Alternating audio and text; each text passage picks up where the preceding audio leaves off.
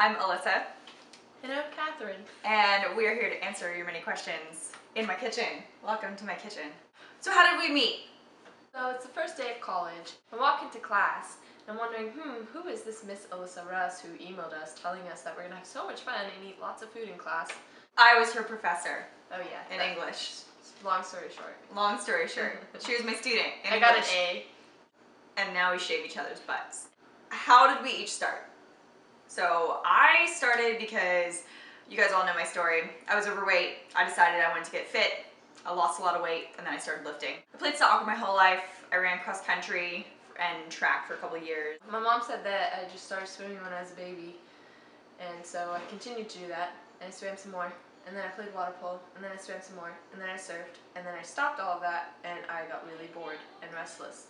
So I found the gym. Catherine has a huge back because she's a surfer, Yeah. water polo player, swimmer. So how did we get into lifting? Powerlifting in general. I kind of fell into powerlifting by default because I wanted to learn about the major compound lifts, and a friend referred me to our coach, Zach. Zach was a powerlifter. He was the president of the powerlifting team at our university. Zach was a powerlifter, and he could have been a bodybuilder, and I probably might have gone the bodybuilding route, but he was a powerlifter, and I got on his programming, and I've been doing powerlifting ever since. Well, I walked into class. There stands Alyssa, and she goes, "Hey, if you guys have ever any questions about bodybuilding or powerlifting, come meet me in the office." So she gives me Zach's number, and 2 days later I am training with Zach, and I'm learning the powerlifting weights. So a lot of people wanted to know about time management. How do we balance everything in our lives? You make it work.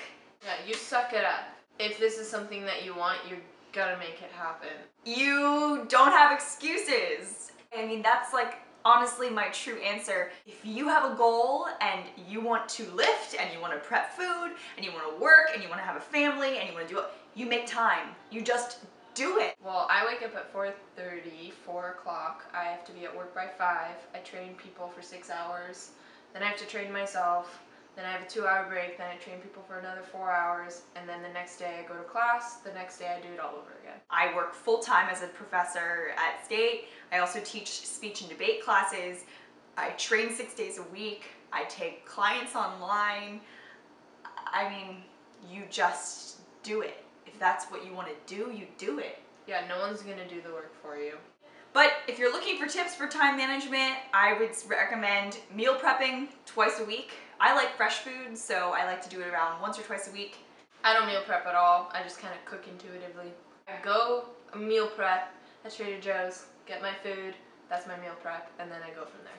I think it also really helps to have like-minded individuals around you. If you have someone in your life or a team in your life, to have a best friend and a boyfriend who do the same things that you do, it makes it a lot easier. So if you're surrounded by people who aren't like-minded, then you're not going to have the motivation to manage your time. It keeps you very accountable too. Yeah. Having someone there that understands and knows everything. We make each other accountable to your goals. Bikini versus figure. So I compete in bikini, Catherine competes in figure.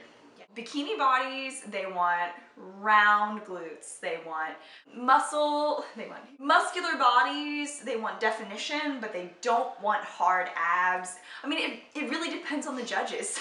The whole sport's subjective. The whole sport's subjective. In terms of bikini, you have to have a lot of sass and pizzazz, and you have to have a lot of personality. I think I do well with bikini because, number one, I know how to work my booty, and I know how to prance around on stage, and I've got big, fluffy hair, and I've got a sassy personality, as well as, you know, good muscle definition and tone. The judges told me this last show I needed to work on my legs, and I needed to carve my arms, so. Yeah, see, I would be a horrible bikini athlete. I don't have any sass. I rarely ever smile. Anyways, figure, big back, a lot more muscular than bikini, but not quite as muscular as, say, physique. A little leaner than bikini too. You win a show from the back. So if you have a nice back, if you have nice delts, and your nice obliques, you probably got the show in the bag. Off-season eating and dieting. How do we do it? What do? We both follow flexible dieting. So we eat a lot of clean foods, although we don't really post about it. Satiating, nutrient-dense food most of the time. And then we'll eat our Oreos and Reese's and tons of peanut Like butter. every day. And ice cream, and we make it fit though. Right now, neither one of us are really that concerned with fitting perfect macros or perfect calories every day because we're both bulking. I'm a firm believer in if it fits your mouth.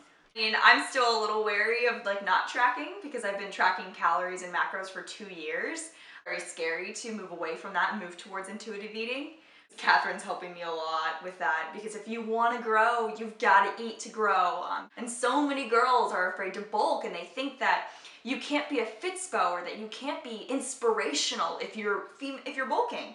Women should be empowered by watching other women put on mass. You are beautiful at every size, and you can be beautiful if you have more body fat on you than someone who is stage lean. I put on a good 20 pounds within 2 months of my stage weight. So that meant 10 pounds a month, 2.5 pounds a week. So I was eating like crazy. Because I was tracking calories and macros for so long, I just, after the show, having no restrictions, I ate and I ate. And I kept trying to track and it just wasn't working for me. So I decided to toss it all out the window and learn how to eat like a normal person again. Probably eating 4,000, 5,000, 6,000 calories a day. But I am very blessed that that happened to me because I put on the mass that I did, and I probably wouldn't have if I was sitting there carefully trying to track my bulking macros. Because if you're tracking your bulking macros, you're not truly allowing your body the potential that it has to grow. You're spending so much time and energy and focus on your food that you're not spending it on your training and, I don't know, you sleep and everything else, the most important part of bodybuilding. Like I said, you have to eat if you want to grow, and that is a very scary thing, and trust me, I am scared right now. I am afraid to gain that mass. This time, I'm expecting to gain 20-something pounds in this off-season. And that's scary, you know, it's really scary, but you have to have people around you that are supportive of that. If you want to grow, if you want to make gains, you've got to eat. That doesn't mean that I'm just going to eat like shit all the time. I love eating my bro foods, my nutrient-dense foods, but that means I'm going to have to eat till sometimes I'm full, and that means I'm at 3,500 calories for the day, and that's okay. You know, much better than, oh, I'm bulking at 1,700 calories, you know. Eat until you're full, then eat more. My motto. Be okay to eat and stuff your face. Yeah, it's okay. I mean, those things are okay. You know, we're training for it. You're training to grow. And yeah, and if you're working so hard and spending so much time in the gym, why are you gonna limit yourself in the kitchen? Yeah. We're not prepping for a show right now. This is not the time to worry about your aesthetics. This is the time to worry about your strength. We have goals in powerlifting. If you want to be strong, you gotta eat. Which actually is why powerlifting is so nice in the off season, because even though you're putting on size and you're putting on weight and fat, you're gaining strength. So you're losing one thing, but you're gaining another. And same goes from when you're prepping for bodybuilding. You're losing strength. Definitely. You're gaining, you know, you're looking more shredded. You're losing fat. So either way, you're moving up in one direction and down in the other. And it kind of keeps me definitely motivated the whole year around. Powerlifting in the off season, bodybuilding in the on season. But then again, I don't like to call it off and on season because they're both season. Right. For me. It's just a different kind of. So, favorite froyo topping? Cookie dough, Oreos, chocolate chips, chocolate sauce, peanut butter. Oh my god.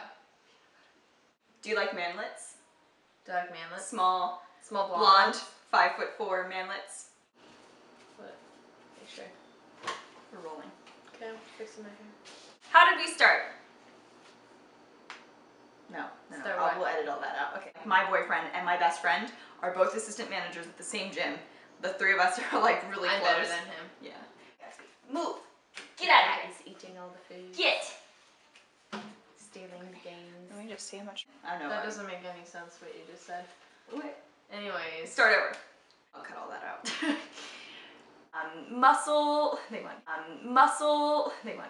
Muscle. They won. Muscle. They won.